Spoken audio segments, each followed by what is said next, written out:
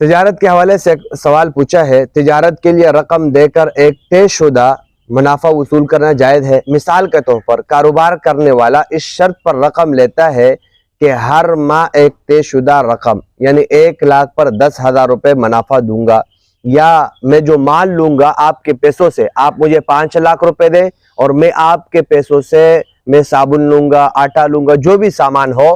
فی کارٹن یا فی جو ہے کٹے پر میں آپ کو 100 روپے منافع دوں گا۔ آیا یہ صورت اختیار کرنا جائز ہے کہ نہیں؟ تو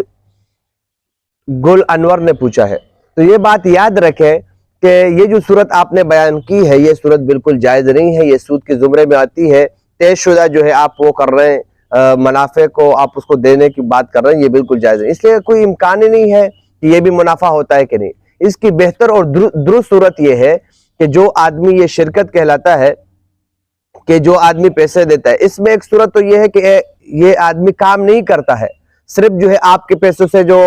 آپ کے سرمایہ سے کام کرے گا، یا جو ہے پہلے سے کاروبار کرتا ہے، دکاندار ہے یا کوئی ہے، آپ اس کو پیسے دیتے ہیں کاروبار کے لیے، تو دونوں صورتیں اس میں ہو سکتی ہے۔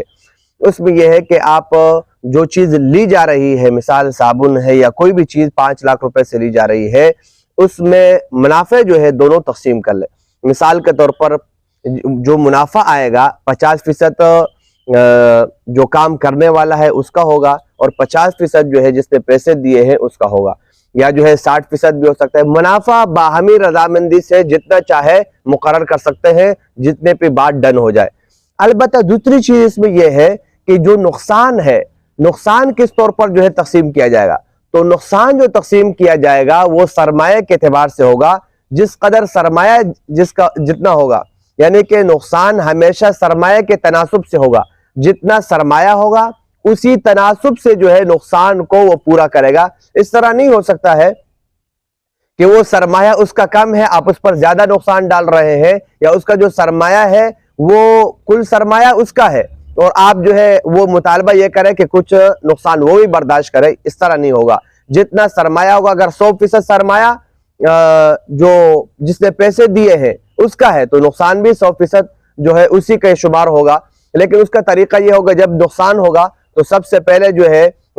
ان پیسوں کو پورا کیا جائے گا۔ نقصان ہوا اور منافع بھی چلا گیا، اور پھر یہاں تک کہ مثال پیسے 1,00,000 5,00,000 روپے دیے تھے، 5,00,000 سے کم ہو کر 4,00,000 ہو گئے نقصان میں۔ اب یہ نقصان جو ہے جس نے پیسے دیے تھے اس کا ہوگا، اس لیے کہ 100% سرمایہ اس کا ہے۔ لیکن اب اگر یہ مزید کام کرنا چاہتا ہے تو یہ کام کرنے والا اسی پیسوں سے کام کرے گا، سب سے پہلے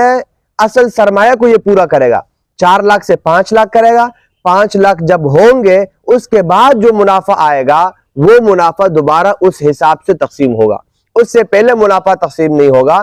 کیونکہ اصل سرمایہ پورا کیا جائے گا۔ تو یہ اس کا اصول و ضابطہ ہے۔ خلاصہ یہ ہے کہ منافع باہمی رضامندی سے جتنا چاہے ہم مقرر کر سکتے ہیں، البتہ نقصان جو ہے